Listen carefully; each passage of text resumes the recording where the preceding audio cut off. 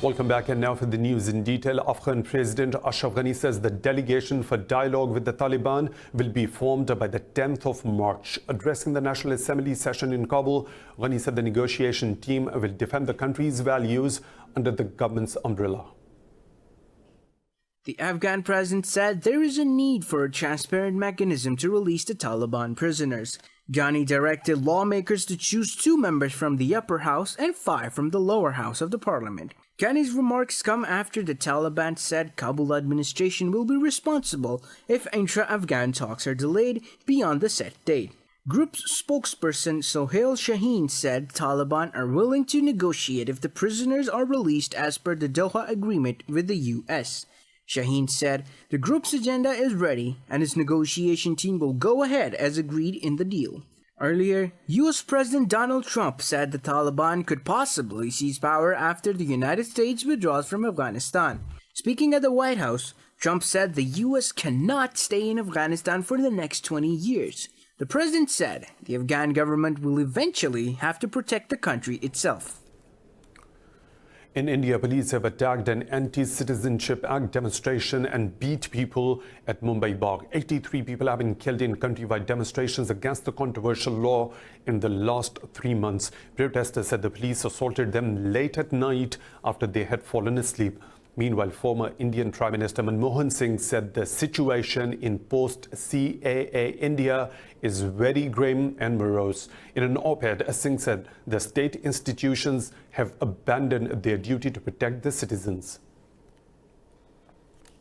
In India, Muslims have become refugees in their own country after being targeted by Hindu extremists in New Delhi riots. Today, hundreds of Muslims are living in camps at the Mustafabad open prayer ground. Forced to flee their homes after being attacked by their fellow citizens, these people no longer have anywhere to go. Look at the appalling plight of New Delhi's Muslims in this report. The rise of Hindu extremism in India has left Muslims extremely vulnerable. After being targeted in sporadic cow lynchings for years, Muslims have now been attacked for protesting against the controversial Citizenship Amendment Act. New Delhi's appointed commission has even confessed to this, revealing that the riots were one-sided and pre-planned to inflict maximum damage on Muslims. The fear of violence has now forced many Muslims to change their appearance and even their names. Over 1,000 Muslims have taken refuge in an open prayer ground in New Delhi's Mustafabad area. I was fleeing from our burning house. By the time I went to save my child, he received some burn injuries and I took him and ran to the rooftop. Our neighbors saved us by physically pulling us from our rooftops to theirs. One victim, Hazra Begum, remembers men chanting Hindu slogans as they hacked, battered and burned Muslims to death. My heart aches so badly thinking of our homes. They burned everything. We are going from pillar to post, but our hearts are aching at the thought of our homes. The conditions here at the relief camp. We can't live here, but there is nothing left of our homes either. There are no clothes left to wear, nor bed sheets to sleep on. The New Delhi hospital list discloses that over 50 people, mostly Muslims, died in last month's riots. Critics blame Indian Prime Minister Modi and his Hindu nationalist ruling party for stirring animosity against Muslims. Indian forces have arrested 750 civilians in occupied Kashmir under the controversial Public Safety Act since 5th of August. Under the Act, occupation forces can detain any individual for up to 2 years without a trial. The Kashmiri media said Indian forces arrested 3 young men under the Act yesterday and sent them to jails in the Jammu and Islamabad districts. It said those arrested include prominent lawyers, pro-freedom politicians, rights activists, students and civilians. Indian forces have arrested over 13,000 civilians, including minors, in the last 6 months. The valley has been reeling under India's curfew and communications blackout for the last 216 days. Turkey says it will start joint patrols with Russia in Syria's Idlib on 15th of March. The joint patrols are part of a ceasefire deal agreed on between the two sides in Moscow on Thursday. In a statement, Defense Minister Hulusi Akar said the truce is still holding and no violations have been witnessed yet. Meanwhile, the Russian news agency said that there were 7 cases of shootings reported in Latakia and 9 in Aleppo.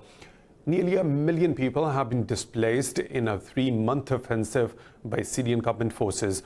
The US has blocked the adoption of a UN Security Council statement supporting a ceasefire brokered by Russia and Turkey. Diplomats at Washington called the Russian proposal premature during the Council's closed-door meeting. Turkey says the European Union is using migrants as a political tool and allowing international law to be trampled. In a statement, the Turkish Foreign Ministry said the EU's support for Greece over migrants' crisis shows it disregards its own laws and values. Despite the clashes with the Greek police, tens of thousands of migrants have been trying to get into Greece since Turkey opened its border. After the development, Athens declared the end of the deal between the EU and Turkey to limit migration to Europe. Greek Prime Minister Kyriakos Mitsotakis accused Ankara of assisting the ongoing surge of migrants at the border. After several days of waiting, migrants have started losing hope to reach Europe. Buradan 50 kilometre ileriden geliyoruz. My eyes and my nose are hurting. They're killing us. There was no food, nothing there. I've stayed 3 nights now. I have to go back. Now I am trying to take ticket if I can go now. Otherwise, I will go back tomorrow morning by bus. Normally, I am living in Kankuri. Now I am going back to Istanbul and we'll see how it happens. Şu çocuklar için uğraştık. The UN says Yemen is at a critical juncture as there are equal chances of the country resuming its political process and of slipping back into the conflict. Speaking to media, UN envoy to Yemen, Martin Griffiths, said the country cannot wait for peace any longer. During his one-day visit to Yemen, Griffiths said he will meet local authorities, tribal chiefs, civil society, women and displaced Yemenis. He also called for an immediate and unconditional ceasefire and start of a comprehensive, inclusive de-escalation process. Yemen has been engulfed in a civil war since 2015 as the government led by Abdurrahman Mansour Hadi and the Houthi rebels continue to fight. In Italy, 49 more people have died from the new coronavirus in the last 24 hours, bringing the death toll to nearly 200. Meanwhile, 28 new deaths from the outbreak were reported in China, taking the total to 3,070. The number of cases from the virus has topped 100,000 worldwide. More in this report. Coronavirus scare continues to spread as new confirmed cases of the disease reported in regions outside China are increasing. In France, 200 new COVID-19 cases were confirmed, while India and South Korea also reported an increase in the number of infections. 21 people have tested positive for coronavirus on board the cruise ship stranded off the coast of the U.S. state of California. The World Health Organization says the virus has the capacity to spread and may last till summer. We do not know yet what the activity or the behavior of this virus will be in different climatic conditions. We have to assume that the virus will continue to have the capacity to spread, and it's a false hope to say yes, it will just disappear in the summertime like influenza virus. We hope it does. That would be a godsend, but we can't make that assumption. Global stocks have tumbled and oil prices have collapsed as investors panic over the expected damage of the coronavirus to global economic growth. Wall Street stocks also suffered another bruising session, with petroleum producers and banks especially hard hit. What we've clearly seen here is a number of weeks of selling. There's definitely panic within the financial community to a certain extent because stocks are trading at a discount of 20, 30, 40%. And we have to realize that 12 trading days ago, or 14, we were at a record high. So big trees fall hard, you know what I mean? Millions of students are still out of schools and universities worldwide, as many countries have shut down academic institutions amid coronavirus fears. Saudi Arabia has opened the holy site of the Kaaba in Mecca for non-Umrah pilgrims. The kingdom recently put a rare freeze on pilgrimages to Mecca and Medina amid the new coronavirus outbreak. King Salman bin Abdulaziz issued an order to open the Mataf for visitors to circumambulate around the Kaaba. Officials at the Grand Mosque have asked the pilgrims to adhere to precautionary procedures and cooperate with the authorities. Last week, Riyadh reported its first 2 cases of the new coronavirus. Venezuela has accused the U.S. of devising plans to bring war and terrorism to the country. In a meeting in Caracas, President Nicolas Maduro said Washington is looking for ways to destabilize the country. Maduro said Brazil was Washington's agent in the region and President Jair Bolsonaro was backed by the U.S. He called upon Brazil's people and the armed forces to block any such adventures against Venezuela. The US and over 50 other countries recognize opposition leader Juan Guaido as the country's legitimate president. Despite crushing US sanctions, Maduro remains in power and is backed by Venezuela's military as well as Russia, China and Cuba. In Chile, violent clashes have erupted between protesters and police in the capital, Santiago. Tens of thousands of protesters gathered in Plaza Italia to protest against President Sebastián Piñera's government. The demonstrators torched a police water cannon vehicle with Molotov cocktails on the streets of Santiago. Wearing riot gear, police fired tear gas to disperse the crowds of the protesters. Since October, Chile has been rocked by demonstrations that started over a hike in public transport fares. Later, the protest spectrum expanded to include calls for better pensions, healthcare and education. The World Health Organization says it still needs $20 million to contain Ebola in the Democratic Republic of Congo. The last patient being treated for the disease in the country was discharged on Tuesday. WHO Assistant Director General for Emergency Response, Ibrahima Sosofol, says the end of the outbreak will be declared on the 12th of April. But he said it's critical to maintain surveillance and rapid response capacity in order to quickly diagnose any new cases. The global health body said it needs funds to maintain the team on the ground because Ebola is a matter of global health security. Ebola has killed over 2,000 people in Congo since the outbreak began in August 2018. It's time for a short break. We'll be right back. Stay tuned.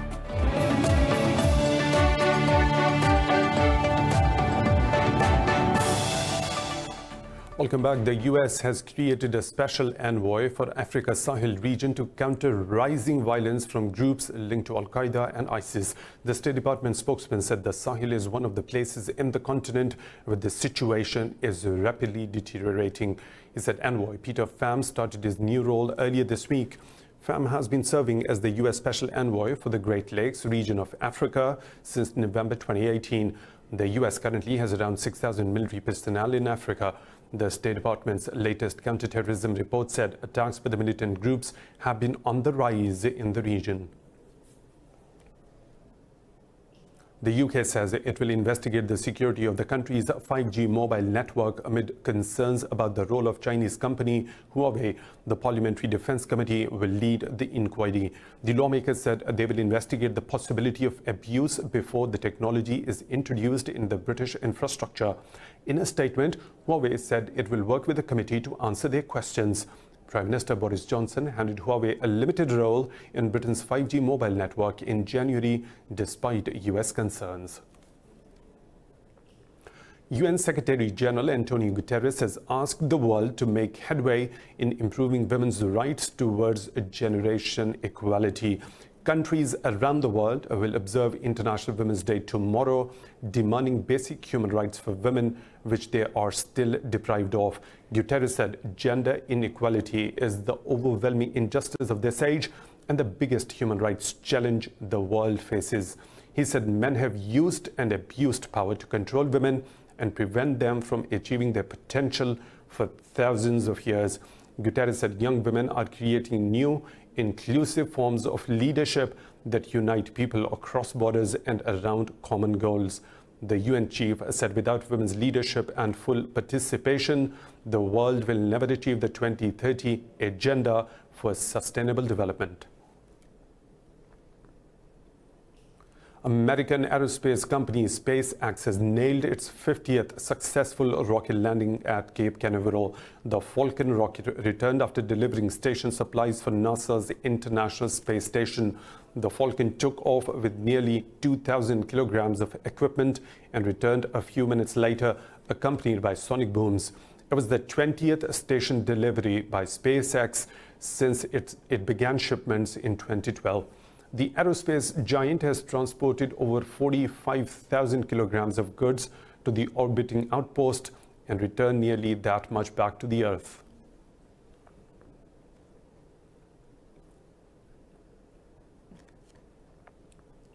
In Pakistan, at least 9 people are wounded after an explosion occurred near the levees line in Balochistan's Chaman area. Police said explosive material was planted in a motorcycle. The area has been cordoned off as police started to collect the evidence. Chaman is located a few kilometers from Pakistan's border with Afghanistan.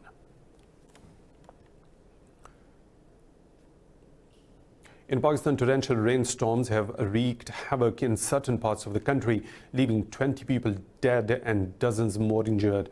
Heavy rains have lashed areas near the Afghan border since Thursday. A local relief official said 14 children and 3 women were among the dead in the northwest Khyber Pakhtunkhwa province. In a statement, the National Disaster Management Authority confirmed those deaths, with 3 more killings in southwest Balochistan province. In the worst single accident, 5 children were killed when the roof of the house collapsed in northern Dargai town. Rain also damaged over 50 houses, while snowfall blocked several roads in Azad, Jammu and Kashmir. In Brazil, death toll in flooding and mudslides has risen to 31. Meteorological Institute of Brazil said the state of Sao Paulo has registered its most intense rainfall in 77 years.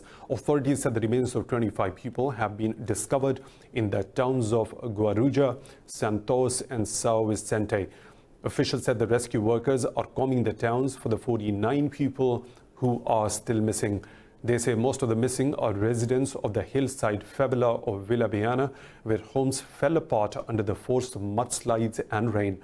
The government has announced the shipment of 21 tons of supplies for about 500 people living in temporary shelters. Local government said 2 firefighters were killed in rescue attempts in Sao Paulo state.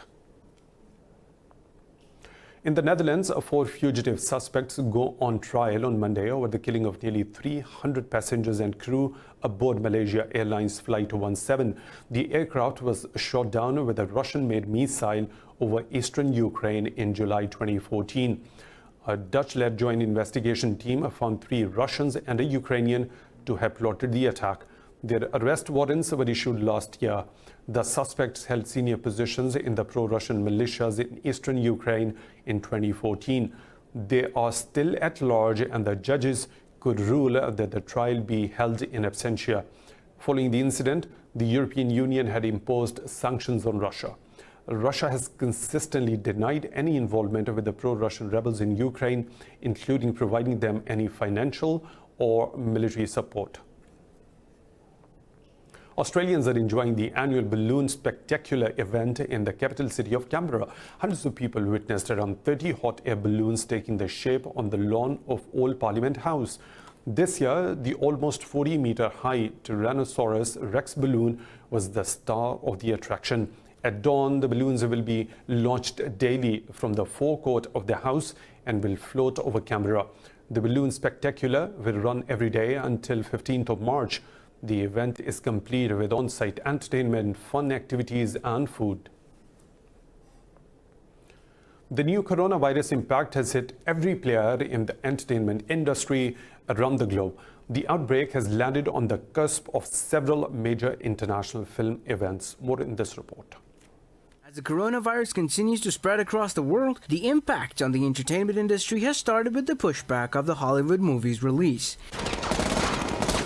The global release of the latest James Bond film, No Time to Die, has already been delayed from April to November. Actor and writer Matt Donnelly said this could be just the start of a ripple effect across the entire entertainment industry. If you look at a country like China, which has basically padlocked their cinemas and encouraged the entire population to stay indoors, the losses are significant and they're immediate.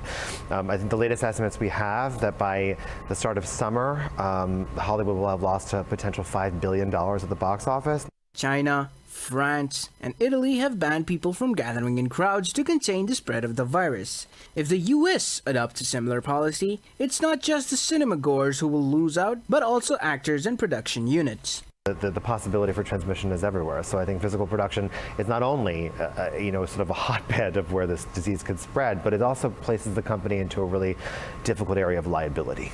Movie theaters have been closed in China, Japan, South Korea, and parts of Italy in a bid to stem the spread of the virus. Meanwhile, Disney has also axed an event planned to promote the European launch of its streaming service Disney+. More stories to follow, but right after a short break. Stay tuned with the news.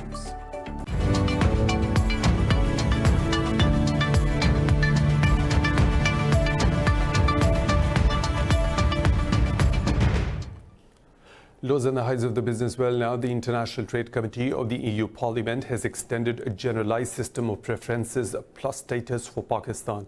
The extension has enabled the country to continue enjoying preferential duties on exports for the next 2 years.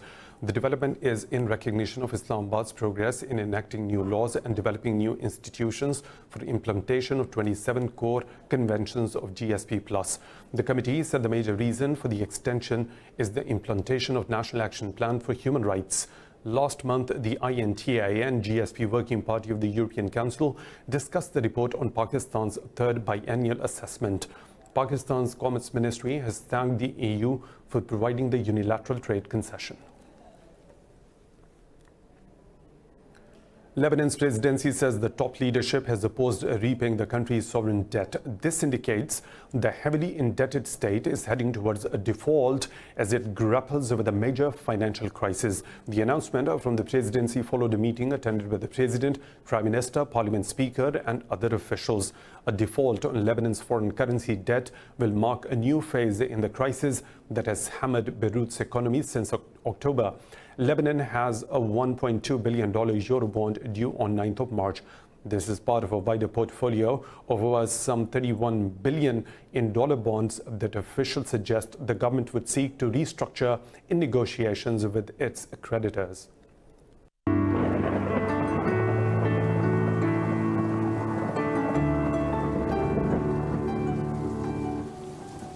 And now the weather situation from around the world.